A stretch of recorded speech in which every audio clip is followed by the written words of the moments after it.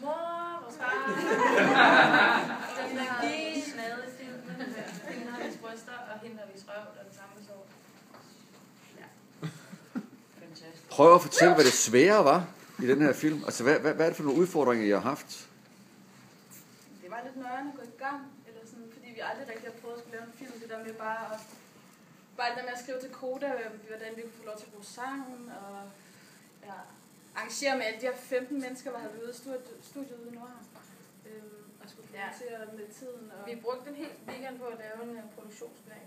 Og så kom vi ud i Nordhavn. Og så var vi sådan, har du produktionsplan? Nej. Har du? Nej. Så det havde vi slet ikke. Nå, det gik meget med det.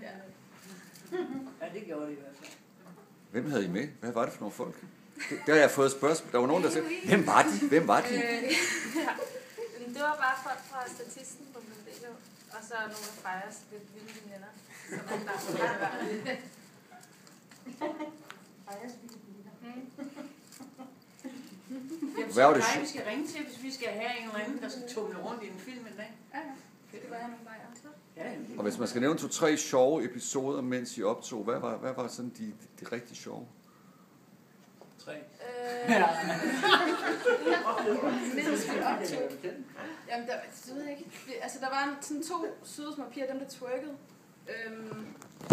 som var rigtig friske og sådan noget, men så skulle at det her, der er en, der ryster håret og får sådan noget sprøjtet i hovedet, og det havde puttet saftkoncentrat ind i vandpistolen, fordi det ligesom skulle være grønt, og man kunne overhovedet ikke se det.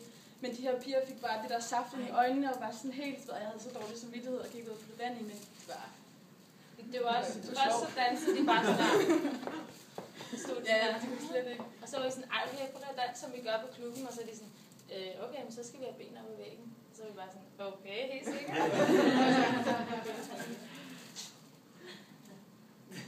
Skal vi give dem en hånd?